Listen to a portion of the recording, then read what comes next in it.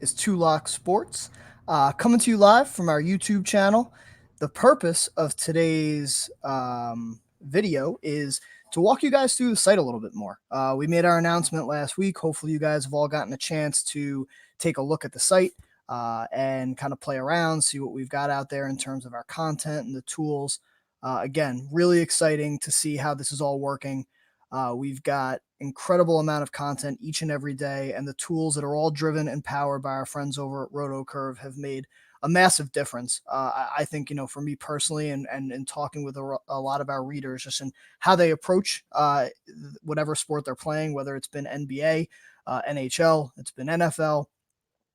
So it's been a good start so far, but I've gotten a lot of questions, whether it's been through Twitter or through our Slack around the site and just kind of what and how to use it. So I figured today would be a good day on the heels of picks and pivots. The fact that it's only a 2-game slate, maybe walk you through a little bit on how I'm using it, and kind of help you get an idea of maybe how you can use it to help build your lineups. So when you head to Draft Manager and you log in, you'll see the dashboard, right? And as soon as you go in, you'll see all of the sports, all of the different tools that you have, right? And across the top, you're going to see all the sports, a link to our Slack. And I would ask that you guys, once you sign up and you register, get in on those Slack channels. We've got a discussion board for each of the sports. You can talk directly to each of us, and other users about different ideas, different plays, whatever you want. And it's probably the best place for us to interact with you, give you our latest thoughts, especially, with NBA as the news breaks late. That's a great way to talk to us. So, and then we'll go into the optimizer a little bit. So if you click on NBA as an example, right? First thing you'll see is the articles up top. And just to give you an idea, the way that we're attacking our content strategy is I'm going to continue to write picks and pivots each and every day as a first look. The goal is to have it out really early before probably most of you are, even up and moving. But the goal of that is really to give you a first look each and every day at the slate, the key injuries, the news, kind of give you a gauge of what to look for as the day goes on. And as the day goes on, we'll get more content each day from Lumberjack with his NBA Edge. We'll have our DraftKings Thunderdome from Thunder Dan. Or depending on the day, the DraftKings article will be done through the NBA breakdown from Joe Metz. So we'll kind of alternate who's covering that each day. But we're going to have a ton of content each day for you guys. And I would ask that, you give us any feedback as you go through it. If there's things you want to see more of, less of, whatever, as long as it's not Tim Hardaway Jr. related, you're allowed to give feedback. So let me give you an idea of just how I use it, right? And we'll use today's slate as the context. So if you head on over to the NBA cheat sheet, that's probably the place that I go each day right off the bat. And as you guys know, I play primarily on fantasy draft, but we have FanDuel and we've got DraftKings tools up there. So if you go on to fantasy draft, and that's what we use because it's what I'm most comfortable with. So if you head on over to today's cheat sheet, you see right off the bat, you got all the players listed here, their teams, their opponents, the Vegas data. So the Bucks are projected for 120 points, 13-point spread. You've got their positions, their salary based off the site, their fantasy point per minute projections, the actual projections here, minutes projections, all that good stuff. And then even a last 4-game trailing total. So you don't actually have to even look at, players' game logs or kind of be toggling back and forth. It's all right here in one dashboard. These cheat sheets are all part of the premium package. Depending on, if you sign up for NBA, just NBA, it's $9.99 a month. For NFL, it's $9.99 a month. For all the other sports, we're doing all other sports combined. So you've got NHL, PGA, NASCAR, soccer, all that is $5 a month for the content. But back to the NBA. So if you go here, this is really the best place, I think, to get a first gauge on how you want to look at lineups. And one of the first things that I did this morning was I went in here and looked and just clicked very simply on projections, right? This isn't going to surprise anyone if you've even looked at the slate yet, but Giannis is got a 55.8 slate projection. Now, this is a guy who's averaging 62 fantasy points on fantasy draft. And, if you look at his last few games, right, 56, 55, 55, they're basically projecting him for their median projections. These projections are all driven by RotoCurve. These are great tools. They're constantly being updated, really more so in the later half of the day as news breaks. So yesterday, when we got news, for example, that Josh Richardson was out, everything refreshed for the Sixers. So this is a great tool to have kind of as a starting point. But the first thing that I did was looked at this, and I brought this up in picks and pivots today. The reality is Giannis is the highest ceiling play. He's got the highest raw point potential and is likely going to outscore every single other player on this slate. You know, if you played the slate 99 times out of 100, I think that's what the likely outcome will be. Now, obviously, when you look at that and you skip back over to the Vegas projections, I mean, the 13-point spread, I think, is going to be a reason people may not play him. They might be worried about the blowout risk. You know, I even speculated, you know, is there the potential that he could sit on the back-to-back after a long road trip? You know, I haven't heard anything. You know, I'm recording this now about midday, and there's still no word or any rumblings of that. But again, just a way to think about this and look at the data. The next thing that I look at from the projections perspective is the fantasy points, the fantasy point per dollar projections. So this is a great way to look at throughout the day just to see if there's anyone popping from a value perspective. Now, on fantasy draft, you hear me talk a lot about the 3x and the 3.5x. That's not any different from what you guys have probably seen a billion times before with FanDuel and DraftKings, just the concept of multipliers. They don't always work. It's not a tried and true, you know, kind of black and white thing. You have to really look at each of the individual slates. As an example, I think 3x, you know, on fantasy draft, what that really means is on a $100,000 salary cap, you're basically projecting you're going to score 300 fantasy points. In a lot of cases, that's enough really from a cash game perspective, and in some cases, a min cash perspective in GPPs. But the last couple nights in NBA DFS, that has not been the case. It's taken, you know, 325 to 330 just to min cash. So, you know, when you're thinking about the projections, you're really looking at more, you know, 3.25, 3.3 kind of thing. But just something to consider, you know, when you're looking at this to see if anybody is really popping. And one of the reasons that I use this is right off the bat just to see if anybody's price stands out as somebody who is underpriced, right? So if I look at this slate, right, and you're just sorting by the fantasy point projections, you can see Hassan Whiteside. Now he's questionable to play tonight, but you know, his price at 12.5, he was popping the other day against New Orleans. He's popping again here because he's not highly priced. You know, Brandon Ingram here at 13.2, right? So he's 13.2K tonight. They're projecting him to go 3.4x. That's a 44 point projection. Look at his last game against Portland, 42 points. I mean, I don't think that this projection is overly unrealistic. I think you can look at this and kind of look at his last couple games. Obviously, he's been out prior, but you know, this is a great way to start to use the tool.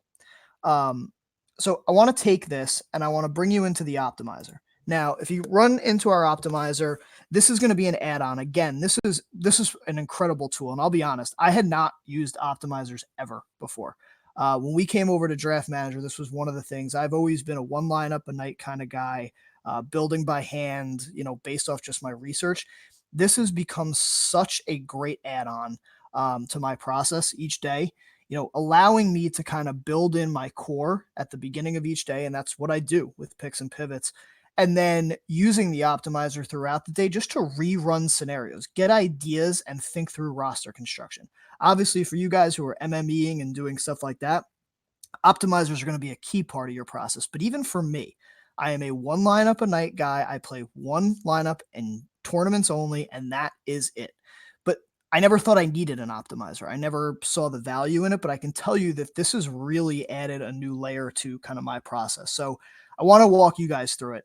So if you go to the optimizer, again, we'll click on fantasy draft. It'll show you the available optimizer slates that you can do. So we're going to click on the NBA. And you'll notice when you get in here that I've already got some lock buttons. So if you read picks and pivots today, you'll have seen that my 5 core plays were Giannis, Ingram, Booker, McCollum, and Holiday. Now, if you were to sort by salary, you're also going to notice those are the 5 highest price plays on the slate. Really sneaky stuff here from Brian. You know, nobody else is going to think to play these guys. But my point was very simple. I think on a slate like this, I didn't see a reason to get cute. when you've only got 2 games, you've got a minimal player pool, you've got a ton of value because of injuries we already know about. And listen, it's midday in the NBA. By the time we get to 8 p.m. in lock, there could be so much more. So my thought process was simple. Let me just take the 5 best plays and build around them. So with that being said, you can go in here. You've got your 5, right? I am a 1 lineup guy. Hit generate lineups.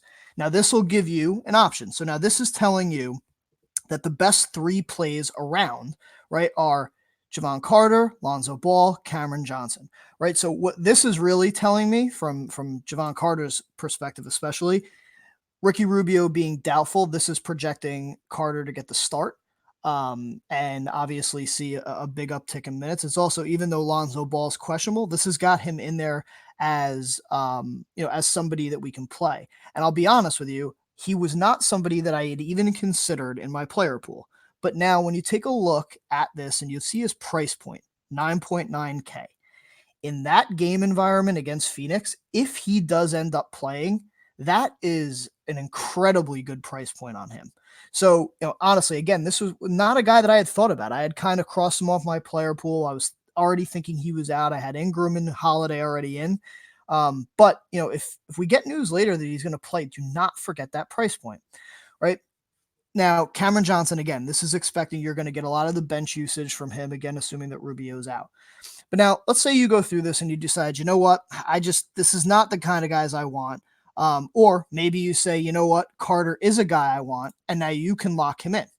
So you can decide to do that. Or you say, you know what, I don't want to use him. I don't really like Ball, and I don't like Cameron Johnson. Let's just, for argument's sake, go back into generate lineups. So now it gives you an entirely new combination of guys. All right, well, what about Bazemore? What about Kaminsky? What about Diallo? You start to get my point. And you can see here all along the projected score, will kind of update and how much salary you have left.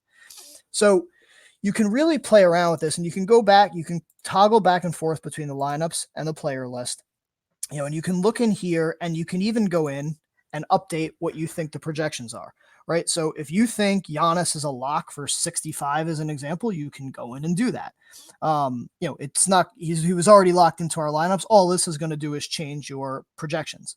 So, this gives you options, and, allows you different routes to go.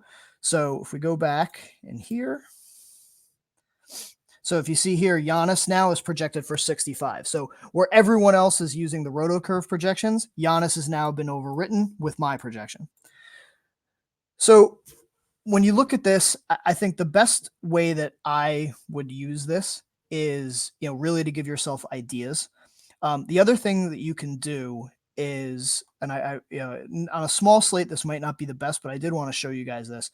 So if we take everybody off here, one of the things that I love to do in GPPs is to game stack. So now you can actually run scenarios here where you build in rules and logic on how to game stack. So let's say, for example, we want to game stack tonight Milwaukee, Portland, right? So let's say, all right, on fantasy draft where you get 8 roster spots, I want a minimum of 3 Bucks and I want a minimum of 3 Trailblazers. You hit generate lineup, so you can see 1, 2, 3. There's your Trailblazers. 1, 2.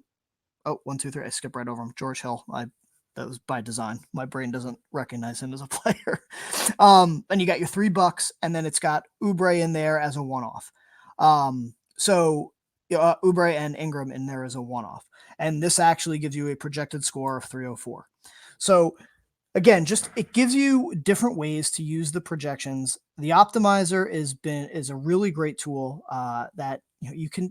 I personally, I don't use it as gospel. I don't believe in just hitting refresh on an optimizer and just using that lineup, from a canned perspective, because the reality is, anyone can do that. And if you're doing that, especially in GPPs, I'm not a big fan of tying with people. So, my goal here is to try and figure out the best way to build a lineup the way I see it.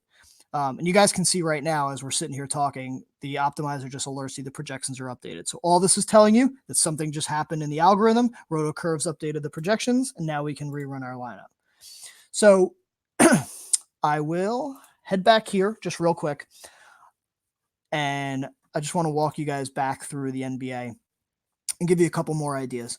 So in here, there's a premium tools section. So you'll see fantasy points per minute, DVP projections, games to target, consistency ratings, and minute movers. This games to target thing is I love this.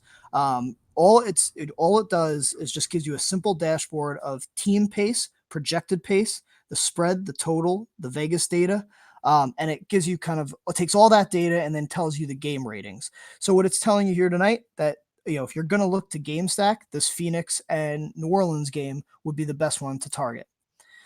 If you go back in here, one of the things you actually get for free is the NBA live odds. And this is another one. So if you look at this, the two games tonight, you see the 13-point spread, with Dame being out tonight for Portland. What's interesting is that 72% of the bets are actually coming in on the Bucks money line. And right now, even with the 227 total, you can see just slightly that more bets are coming in on the over than coming in on the under. So again, just one of the best ways I think that you can kind of look at this each day. If you go back into here, oh, sorry. If you go back into, I clicked on the wrong thing. Shoot.